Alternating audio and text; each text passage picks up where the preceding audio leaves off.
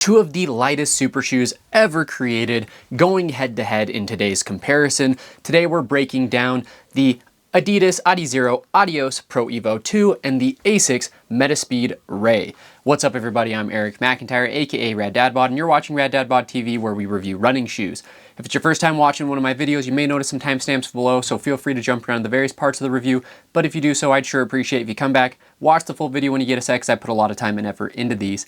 And quick disclaimers and disclosures for this video in particular, I actually purchased both of these shoes with my own money, and it did hurt my wallet. Thank you for asking. So regardless though, I've received shoes from both of these brands for free for the purpose of review before. I've never been paid by either brand, nor am I being paid to create any specific content. When I am provided shoes for review though, I'm not paid, I'm not given talk tracks or talking points, anything along those lines, and all thoughts are entirely my own, and no one gets to watch the videos beforehand. Now, talking about intended use of these shoes, both of these are really kind of the top tier premium super shoes, like marathon racing shoes for these brands. I would make an argument, at least with the Pro Evo 2, that it was strictly released to the public so that their professional athletes could wear it legally in world majors and paying events. With the Metaspeed Ray, based off the price point, I do think that they meant to market this to the general public as well, but this is kind of the top tier racing shoe above kind of the standard Metaspeed Tokyo series that released this year. So that's kind of how we're going to be discussing them today and comparing them. Right, speaking about that price point, I alluded to this a little bit, but $500 for the Adios, Adizero Adios Pro Evo 2, really, like, not just $500, but for the 1 and the 2, somewhat limited releases at times. I think they're more widely available now, but $500 for both the 1 and the 2nd edition, the 2 in hand here, wildly expensive price point, right? Really, really crazy, but honestly, they're selling really, really well, so you can't really blame a brand when the demand's there. But I really enjoy the $300 price point of the Metaspeed Ray over the $500, obviously, just because the $300 makes it a little bit more accessible for people, as the Metaspeed Tokyo line right now from ASICS comes in at $270, right? So it is a notch above, but it's not crazy out of market norms for a super shoe. Meanwhile, the Pro Evo 2 is definitely outside of market norms. So from a specs perspective, these shoes are wild, right? So from a weight perspective, they come in at 4.6 ounces. Both of them are 4.6 ounces. My understanding is they are both the lightest shoes on the market in terms of at least super shoes. And that's about 129, 130 grams for those who are measuring in grams. So, you know, really, really crazy light. Like, they feel insane in hand and even crazier on foot. From a specs perspective on the stack height, somewhat similar. So, you know, with them being marathon racing shoes, they're going to push the bounds of that 40 millimeter drop. So or the 40 millimeter stack in the heel. So with the Pro Evo 2, it's 39 in the heel, 36 in the forefoot. They went with a 3 millimeter drop. And then with the Ray, it's 39.5 in the heel, 34.5 in the forefoot for a 5 millimeter drop. Though, one thing to note is that when some people have done cross sections of the Ray, they found that it was actually significantly higher drop than is officially reported by the brand. Now, from a fit perspective, the Ray fits really, you know, pretty low volume, pretty narrow. And that is one thing I will say, like, with these top tier, like, crazy weight super shoes, they tend to be lower volume than their normal racing counterparts. And this was true even with the Puma R3, actually. That's not quite as light, but it's close. And the R3 is also low volume. So low volume, but also narrow for the Metaspeed Ray across the board. Lengthwise, true to size though. With the Pro Evo 2, I would say low volume as well. It runs a little bit short, runs similar to the fit of the Pro, just the Pro 4, the normal Pro 4. And so potentially might want to half size up in these. The downside is I don't think anyone carries these retail, so you can't really just try them on and see which one works for you. But I do think that it could potentially be worth half sizing up on these.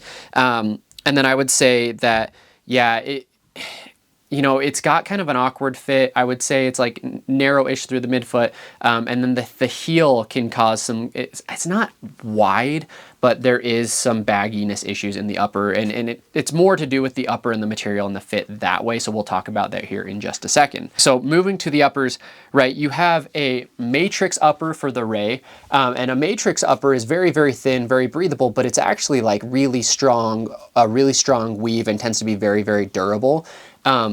I don't feel like when I first put on the Pro Evo 2 and the 1, it felt like I was going to rip through the upper. I don't get that same sensation with the Metaspeed Ray. The upper is crazy breathable. The tongue is kind of just like a piece of cloth, right? It's pretty flimsy. It's a little bit short. It bunches up like crazy. It's really annoying. But like that's what you get when you're trying to just push the bounds of what's possible from a weight perspective on a shoe, right? They're more concerned with like, okay, does your foot stay on top of the foam? If it does, great, we're putting all the tech into the foam, right? But the Matrix upper is nice. I feel like it's a nice, comfortable heel, despite being crazy, crazy light and thin there. And it's just like the upper's paper thin. The tongue is annoying. It's not gusseted. At this kind of level of technology, you'd think that they could at least stitch it into the upper or something. I don't know if maybe that compromises the Matrix in those areas, so they didn't want to open that up to those issues. They didn't want to add an extra stitch because maybe that adds additional weight, right? A lot of this looks like it's like heat pressed together, so there's really not stitching on the upper other than they're kind of in that toe box area. So something to consider, but crazy breathable, gives you good lockdown as well. I didn't have any issues with the fit, or I didn't feel like I was going to fly off the shoe.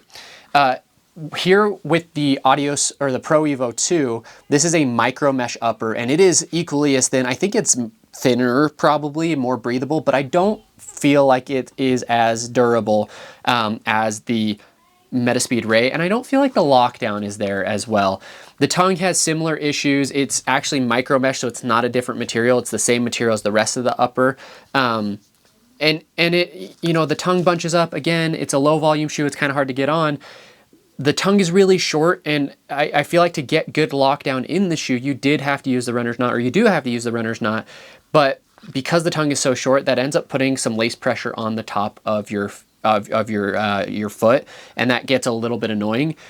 I had no issues with the tabbed heel on this one, but I know some people have reported issues with the tabbed heel. So if you're someone who has had some rubbing, potentially even blistering or something from the Pro 4, then I would assume it's going to do the same thing to you with the Pro Evo 2. Another thing that's a little thing, it's more aesthetic. The paint or the coloring of the upper, I don't know if you can see that, but it's basically rubbed off. And so... and I've heard that some people have had like the stripes kind of coming off. So, you know, the upper of the Ray, I think, is a little bit more dialed, a little bit more locked in. But I do think that the upper with the, you know, the Pro 2 is maybe a little bit more breathable. That being said, they're both crazy breathable, so it's really not a concern at this level. So, but the lockdown does leave something to be desired with the Pro 2 for sure, right? With the foam, so moving to the midsoles, these are both just so insane. So the Lightstrike Pro Evo, I believe, is a supercritical TPEE. My understanding is it is an uncompressed midsole. So usually with midsoles, they kind of mold them into molds. With this, they took these big sheets of foam and they laser cut them, right? So really insane, and it like the foam is so lightweight. You also have the carbon fiber rods that run through the shoe, so you have the carbon fiber stiffening elements. The foam underfoot in the Pro Evo 2, it feels like there's almost like a whomp, right, feeling when you hit the ground. It's like, it feels like almost like a foam pad or foam board when you slap it on the water, right? That's a similar sensation. So it's like the foam does compress, but it's not a squishy foam. It is like, it reminds, and I think I said this in the review, it reminds me of like a magic eraser. If you've ever used one of those Mr. Clean magic erasers, it feels kind of like a similar material there. It's almost airy, but also dense at the same time. And then the sensation underfoot when you're running, it doesn't feel like you're running super, super fast, but then when you look at your watch, you feel it, or you see it in your splits, right? The shoe is so light, it is responsive, it just kind of bounces off the ground. I don't feel like you're taking a ton of impact with the shoe. The foam is closer to that of the Evo SL than it is of the Pro 4, right? And it's, you know, it's just a lot of fun underfoot. The shoe struggles with cornering. It's not going to be a stable shoe. The geometry as well as just kind of the foam as a whole are not going to give you the support. But between the two, I actually do think it's probably going to be the more stable of the two, right? And that's because with the Metaspeed Ray, you have this FF Leap foam. This is a supercritical a TPU, right? And it is soft, it is squishy. It's more similar to like the Endorphin Elite 2 if you've run in that. It's a little bit denser though. But when you stand in the shoe, like it squishes a ton and it compresses a ton as you run, right? You've got kind of a narrow base and a very squishy foam, so that's where a lot of the instability is going to come from. But I don't know if I've run in a shoe that gives you the same feeling of propulsion, right? I could run easy in the Pro Evo 2. I can't run easy in the Metaspeed Ray. Like every step feels so bouncy and explosive, and it really pushes you forward. More than any other shoe. The closest is the R3, right? I was blown away when I ran in the R3. I like couldn't believe how I was feeling underfoot when I ran in the Metaspeed Ray, right? So something to consider there, but it's much, much bouncier. It feels much more aggressive. It feels like you're really attacking the ground, and it's only a 3/4 plate, carbon fiber plate. And so I feel like some of the stiffness of a carbon fiber shoe, you don't get the same level. So it's actually pretty comfortable underfoot in my opinion. But between the two, right, the Pro Evo 2 is going to be a lot more stable, though still unstable. You're going to get better lockdown, more propulsion, like more feeling of speed. You feel like you're running fast, but you're capable of running equally as fast in the Pro Evo 2. So it kind of depends on the sensation that you're going for.